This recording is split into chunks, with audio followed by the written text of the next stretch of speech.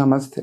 ನಮ್ಮ ತಾಯಿ ಸಿದ್ದಮ್ಮ 3 ವರ್ಷ ಮೇಡಮ್. 3 ವರ್ಷದ ನಂತರ ಗೊತ್ತಿತ್ತು ಅವ್ರಿಗೆ ಹೊಟ್ಟೆ ನೋವು ಬರೋದು, ವಾಂತಿ ಆಗೋದು, ಆತರ ಎಲ್ಲ ಪ್ರಾಬ್ಲಮ್ ಆಯ್ತಿತ್ತು ಮೇಡಮ್. ಅವಾಗ ಹೋಗ್ಬಿಟ್ಟು ಹಾಸ್ಪಿಟಲ್ ಅಲ್ಲಿ ತೋರ್ಸಿದ ನಂತರ ಅವರು ಸ್ಕ್ಯಾನ್ ಎಲ್ಲ ಮಾಡ್ಸಕ್ ಹೇಳಿದ್ರು ಮೇಡಮ್. ಮಾಡಿಸಿದ ನಂತರ ಆಪರೇಷನ್ ಮಾಡಿಸ್ಬೇಕು, ಪಿತ್ತಕೋಶ ಎಲ್ಲ ತೆಗಿತೀವಿ ಅಂತ ಹೇಳಿದ್ರು. ಸರಿ ಸರ್ ತೆಗೀರಿ ಅಂತ ಹೇಳಿ ಸೈನ್ ಎಲ್ಲ ಮಾಡ್ಕೊಟ್ಟು ಬ್ಲಡ್ ಎಲ್ಲ ಹಾಕಿದ್ರು, ಆಪರೇಷನ್ ಮಾಡಿದ್ರು, ಸಕ್ಸಸ್ ಆಯ್ತು ಮೇಡಮ್. ಮಾಡಿದ ನಂತರ ಅವರು 3 ವರ್ಷ ಚೆನ್ನಾಗೇ ಇದ್ರು ಮೇಡಮ್.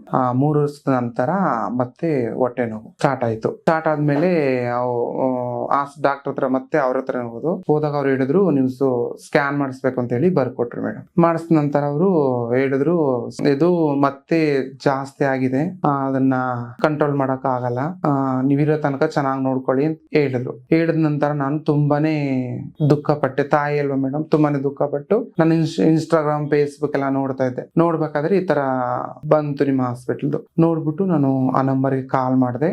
ನಾವು ಬಂದ ಮೇಡಮ್. ಅದು ಪಿತ್ತಕೋಶ ಕ್ಯಾನ್ಸರ್ ಮೇಡಮ್. ಇಲ್ಲ ಮೇಡಮ್, ಯಾರಿಗೂ ಇಲ್ಲ, ಇದೇ ಫಸ್ಟ್.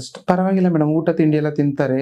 ಆದ್ರೆ ಅವ್ರಿಗೆ ಹೊಟ್ಟೆ ನೋವು ಮತ್ತೆ ತಲೆನೋವು ಮತ್ತೆ ವಾಂತಿ ಅವಾಗವಾಗ ಸುಸ್ತು ಮೇಡಮ್. ಅದು ಪೇಷಂಟ್ ಕಂಡೀಷನ್ ಬಗ್ಗೆ ನಾವು ಯಾವ್ದು ಇವಾಗ ಹೇಳಕ್ ಆಗಲ್ಲ. ಇದು ಒಂದ್ ಕೋರ್ಸ್ ಮುಗಿದ್ಮೇಲೆ ನೋಡ್ತೀವಿ. ಮತ್ತೆ ನೋಡಿ ನೀವು ಆದಷ್ಟು ಬೇಗ ಚೆನ್ನಾಗಿ ನೋಡ್ಕೊಳ್ಳಿ, ಜ್ಯೂಸ್ ಎಲ್ಲ ಕೊಡಿ, ಮೇಂಟೈನ್ ಮಾಡಿ, ಮಟನ್ ಚಿಕನ್ ಏನ್ ಕೊಡ್ಬೇಡಿ ಅಂತ ಡಾಕ್ಟರ್ ಹೇಳಿದ್ರು. ನಾನು ಆದಷ್ಟು ಬೇಗ ಹುಷಾರಾಗಲಿ ಅಂತ ಧನ್ಯವಾದಗಳು.